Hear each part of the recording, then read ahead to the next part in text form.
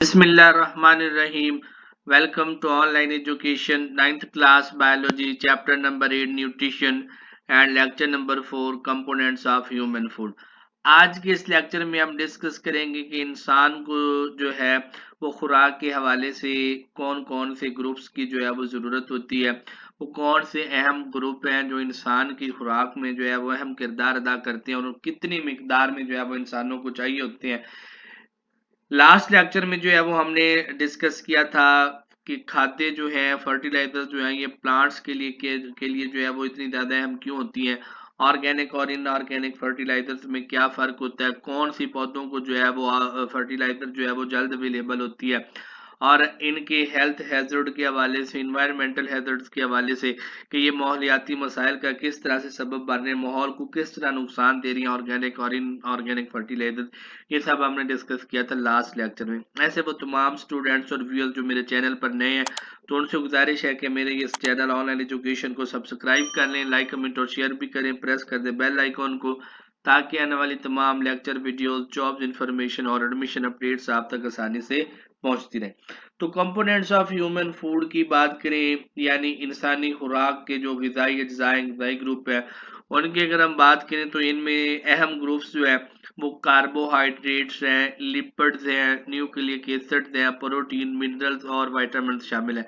इन तमाम ग्रुप्स के अलावा एक और अहम चीज़ पानी जो है ये भी इन तमाम न्यूट्रिएंट्स के साथ जो है वो शामिल है, क्योंकि जितने भी बॉडी के अंदर रिएक्शंस होती हैं, मेटाबॉलिक रिएक्शंस होती हैं, तो उनके लिए पानी जो है रिएक्शंस में जो है वो एक मीडियम के तौर पे जो है ना जी वो इस्तेमाल होता है। इसके बगैर कोई भी रिएक्शन जो है वो नहीं हो पाता।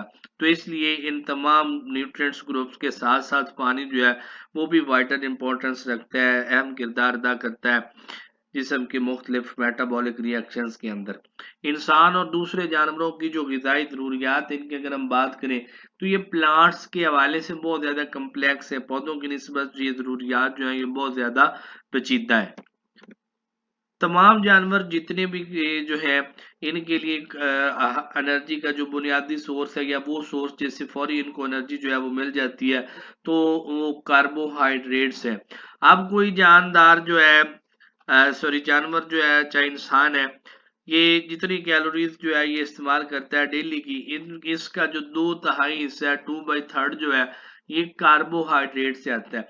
दूसरे लफ्जों में हम इसको यूं भी कह सकते हैं कि अगर एक इंसान, एक बालिग इंसान की बात करें, चाहे वो मेल है फीमेल है, एक अडल्ट ह्यूमन जो है, एक बालिग इंसान जो है, अगर वो रोजाना औसतन, ये हम औसत एवरेज की बात कर रहे हैं आपको समझाने के लिए, कि अगर वो 2000 कैलोरी एनर्जी जो है वो इस्तेमाल करता है तो इसका मतलब है कि 2000 में से 900 से लेकर 1300 तक कैलोरीज जो है वो कार्बोहाइड्रेट्स में से आती हैं। तो हम यूं इससे जो है वो अंदाजा लगा सकते हैं कि हमारी डेली की खुराक में जो है वो कार्बोहाइड्रेट्स जो है वो कितनी मिकदार में होते हैं या फिर होने चाहिए। दूसरे लफ्जों में हम ये भी कह सकते हैं कि एक अडल्ट ह्यूमन जो है इसकी जो डेली की ज़रूरियात है वो 225 ग्राम से लेकर 325 ग्राम तक है। यानी ये मैं उस एग्जांपल के हवाले से कह रहा हूँ जो अभी मैंने आपको पहले दी, कि अगर एक बालिग इंसान को जो है वो 2000 कैलोरीज रिक्वायर्ड है तो उसमें से 900 से लेकर 1300 कैलोरीज तक जो है वो कार्बोहाइड्रेट का पोर्शन होना चाहिए। अब इस 900 से लेकर 1300 तक कैलोरीज को अगर हम ग्राम्स में कैलकुलेट करें तो इसका मतलब है 225 ग्राम से लेकर 325 ग्राम तक जो कंपोजिशन है वो कार्बोहाइड्रेट्स की जो है वो होनी चाहिए।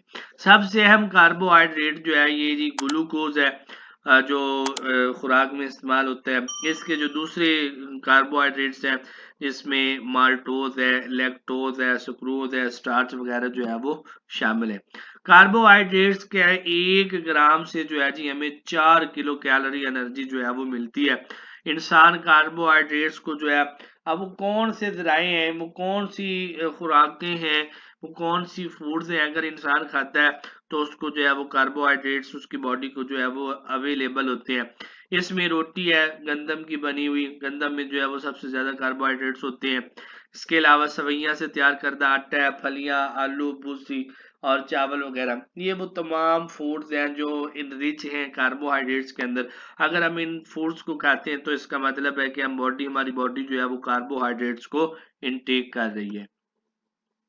एनर्जी के सबसे आम जराए जो है ये कार्बोहाइड्रेट्स हैं, लेकिन इसके अलावा प्रोटीन्स और लिपिड्स जो है ये जिस्म के अहम बिल्डिंग ब्लॉक्स हैं, तामीराती अज्जा हैं, लेकिन इनको भी जो है वो एनर्जी के तौर पे जो है वो इस्तेमाल किया जाता है। तो यूं इंसान की खुराक के अंदर जो कार्बोहाइड्रेट्स हैं इनका सबसे मेजर रोल है, और ये वो जराए हैं जिनसे इंसान को फौरी एनर्जी जो है वो अवेलेबल होती है।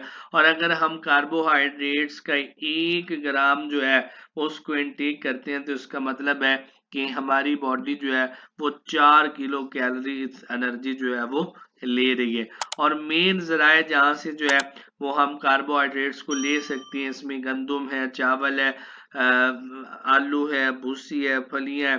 ठीक है जी, तो ये वो जराए हैं जिनसे हम कार्बोहाइड्रेट ज्यादा से ज्यादा मिकदार में जो है वो ले सकते हैं।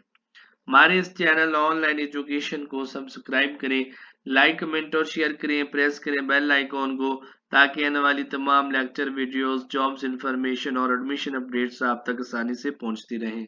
शुक्रिया।